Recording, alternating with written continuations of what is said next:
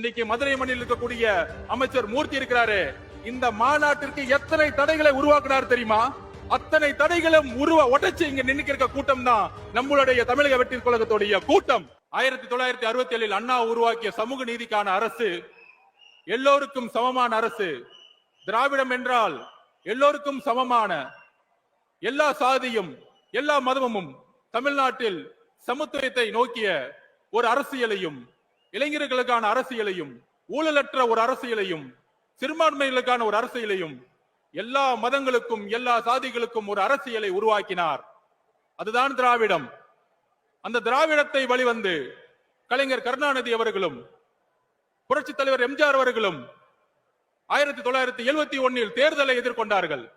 எம்ஜிஆர் அவர்கள் கலைஞர் கருணாநிதியுடன் தேர்தல் அரசியலை தன்னுடைய முழு தியாகத்தையும் உருவாக்கி மிகப்பெரிய வெற்றியை அடைந்தார்கள். ஆனால் 1971 மிகப்பெரிய வெற்றி பெற்ற பிறகு அண்ணா உருவாக்கிய கொள்கையிலிருந்து, சமூக நீதியிலிருந்து, ஊழலற்ற ஆட்சியிலிருந்து தன்னுடைய குடும்பத்திற்கான கட்சியாக கலைஞர் கருணாநிதி அவர்கள் மாற்றிய பொழுது அன்றைக்கு குரல் கொடுத்தார். 1972 புரட்சி தலைவர் எம்ஜிஆர் அவர்கள் கட்சியை உருவாக்கினார். அந்த கட்சியை உருவாக்கி 1977 மிகப்பெரிய அரசியல் வெற்றியை பெற்றார்.